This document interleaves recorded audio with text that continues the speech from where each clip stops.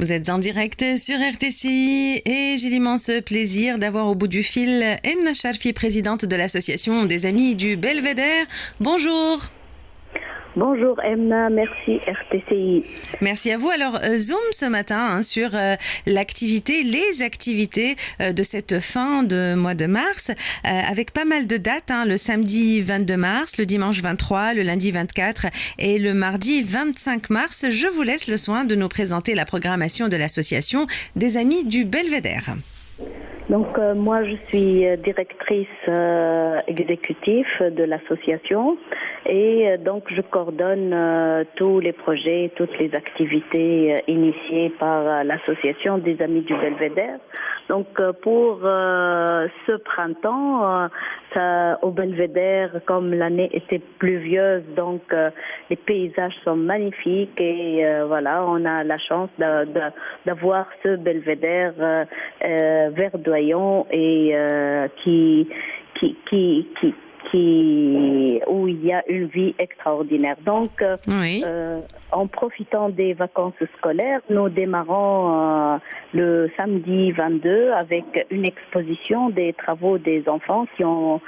Nous avons fait un atelier avec l'artiste Badr Klidi sur des interprétations des animaux en poterie et ça a permis aux enfants d'observer de près les animaux du parc et de reproduire et de créer de nouvelles sculptures en poterie. Donc, ce samedi, au local et dans les jardins de l'association des Amis du Belvédère, nous aurons une belle exposition des œuvres réalisées par les enfants adhérents de l'association. Alors de 13h30 à 15h et puis le dimanche 23 mars de 9h à 13h, action de plantation au Belvédère, le jardin des plantes aromatiques. De quoi s'agit-il, Emna Charfi ? En fait, autour de la Qobba du Belvédère, nous essayons un peu d'aménager un jardin avec des plantes aromatiques. L'intérêt d'avoir des plantes aromatiques, c'est souvent fleuri et quand il y a des fleurs, il y a plus d'insectes, il y a plus de pollinisation et en plus, il y a une beauté esthétique. Donc, nous avons fait le choix d'aménager cette fois un jardin où il y a 5 plantes aromatiques, mais leur agencement et leur aménagement va donner des plages de couleurs, de mauve. Nous allons planter de l'absinthe qui donne des fleurs jaunes. Oui. De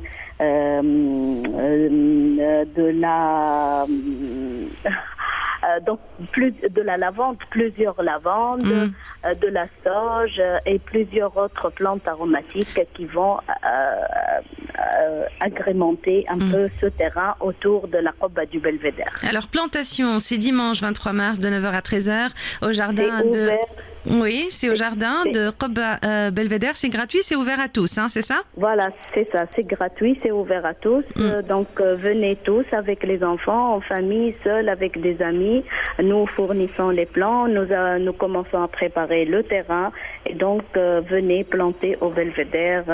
C'est très beau et passer une matinée du dimanche 23 mars. Alors, le lundi 24, démarrage du séjour Vacances Vertes au Belvédère. Comment ça se passe ? C'est pour qui ? Ça s'adresse à qui ? Etc. Puis, quel programme est-ce que vous proposez pour ce lundi 24 mars ? Donc les vacances vertes au Belvédère devient un rendez-vous qui revient pendant les vacances scolaires. Et donc pour les vacances de mars, nous proposons une thématique autour du rôle des espaces verts dans la ville et le parc du Belvédère en est le meilleur exemple. Nos enfants seront initiés à découvrir tout d'abord les richesses faunistiques et floristiques. Il ne faut pas oublier qu'on est au cœur de la ville. Le parc du Belvédère est une île dans la ville et donc le rôle pour l'atténuation des changements climatiques, le rôle de l'atténuation de la température, notamment en période estivale, l'importance pour le bien-être des citadins.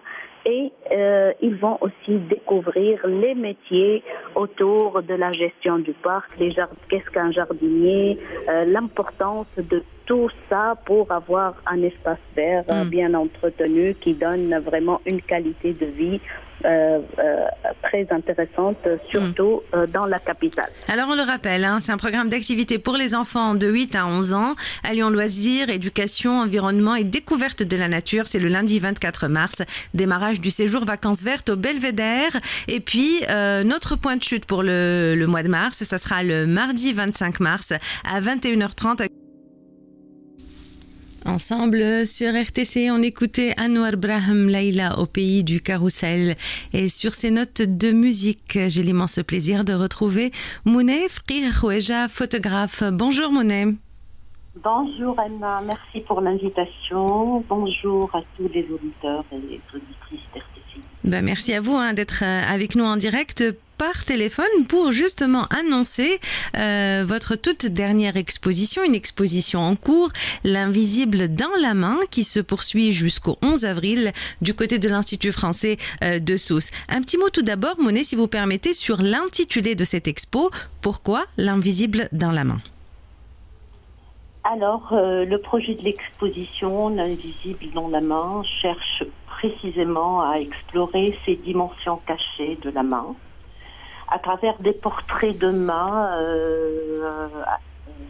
L'exposition, justement, met en lumière les récits silencieux que ces gestes transmettent, tout simplement. Mm-hmm. Donc, chaque main devient un témoin de l'interaction humaine, des savoir-faire et des émotions qui s'y dissimulent. Mm-hmm. C'est une invitation à regarder au-delà de l'évidence. Voilà. Alors, on le sait tous, la main porte plusieurs symboliques en elle, comme elle peut être agressive lorsqu'on pointe du doigt, par exemple. Oui. Elle peut aussi porter une symbolique positive, serrer la main de quelqu'un d'autre pour dire qu'on l'apprécie, pour le saluer. Justement, que représente la symbolique de la main pour vous, Mounay Frihoueja, et à travers cette exposition? Est-ce que vous avez travaillé sur un axe en particulier? Alors, la main, c'est quelque chose de très profond pour moi. Et j'ai toujours regardé les mains, même avant d'être photographe. Donc, dans la main, il y a plusieurs significations symboliques, tant dans la composition visuelle que dans l'interprétation véhiculée par l'image. Il y a l'expression du geste créatif, il y a l'intimité et le lien humain. Il y a aussi le contrôle et la liberté, il y a la fragilité et la temporalité du geste, de la main. Mm-hmm. Et il y a aussi le lien avec la nature et le spirituel. Donc, vraiment, la symbolique est très vaste. Elle est aussi très vaste et très profonde. Mm-hmm. Voilà. Alors, vous optez pour le noir et blanc. Pourquoi? Alors, on m'a toujours posé cette question, en fait. Je crois que le photographier en noir et blanc offre une approche différente de la couleur, mettant en valeur des aspects uniques de l'image, comme la lumière, les ombres, la texture et les formes, en éliminant la distraction des couleurs. C'est-à-dire comme si on regardait que l'essentiel. On est dans une forme de pureté, j'entends par pureté esthétique, pureté artistique. Oui, et ça focalise l'attention sur les contrastes et les détails. Donc alors, ça apporte une dimension intemporelle à l'image. Voilà. Tout à l'heure, Mounet, vous disiez le portrait des mains. Techniquement, est-ce que c'est facile de photographier les mains? Parce que surtout, nous autres Tunisiens, Méditerranéens, on a tendance à beaucoup parler avec les mains, à bouger dans tous les sens tout le temps. Alors, est-ce que c'est facile à photographier, à cerner les mains? Non. Techniquement, photographier les mains peut être plus difficile. Premièrement, en raison de leur petite taille, une main, elle fait partie du corps. C'est un portrait minimal du corps et leur position dynamique parce que la main, elle bouge tout le temps. Donc, cela nécessite souvent une mise au point précise, un éclairage adapté pour éviter les ombres indésirables. Oui. Voilà. Et un bon contrôle de la profondeur du champ pour capturer les détails. Est-ce que c'est aussi compliqué que de photographier un chat que de photographier les mains? Le chat aussi, il bouge beaucoup. Je ne sais pas pourquoi me vient à l'esprit cette comparaison. Alors, est-ce que vous avez demandé au sujet que vous photographiez, à vos modèles, est-ce que vous leur demandiez à chaque fois de poser pour vous ou bien c'était de l'instantané? Non, personnellement, en général, je ne demande pas avant. C'est-à-dire que j'aime beaucoup les photos spontanées. Pour le moment, j'ai pas encore essayé des photos préparées, une mise en scène, pas encore. Vraiment. Alors, est-ce que je leur dis après, je leur montre la photo et pour les mains, heureusement, il n'y a pas de droit à l'image. Oui. Il n'y a pas de visage, donc c'est plus facile pour nous. D'accord. Alors, est-ce que chaque main, Mounet Frihouej, est-ce que chaque main raconte une histoire à elle? Oui. Chaque main photographiée peut raconter une histoire unique. D'ailleurs, les mains sont des symboles puissants qui peuvent refléter l'émotion, l'expérience et la personnalité de chaque personne. Selon leur posture, leurs gestes, leur âge, les marques qu'elles portent, ou même les objets qu'elles tiennent d'ailleurs. Les mains peuvent témoigner de l'histoire de la personne. Ça en dit long sur chacun de nous. Merci beaucoup, ça donne envie en tout cas d'aller voir cette exposition, L'invisible dans la main, qui se poursuit, je le rappelle, jusqu'au 11 avril du côté de l'IF Sousse. Merci beaucoup, Mounet. Merci. Je voulais remercier Madame Corinne de l'IFP Sousse et Mariam Ben Amr pour l'invitation et pour leur bienveillance et pour l'encouragement de l'art en général en Tunisie. Et voilà, c'est fait. Un grand coucou donc à l'équipe de l'Institut français de Sousse. Excellente journée à vous, Mounet Frihouej, photographe. Je le rappelle, l'exposition se poursuit jusqu'au 11 avril. La suite en musique, il est exactement 12h50, 13h les titres, 13h30 le journal, c'est autour de midi.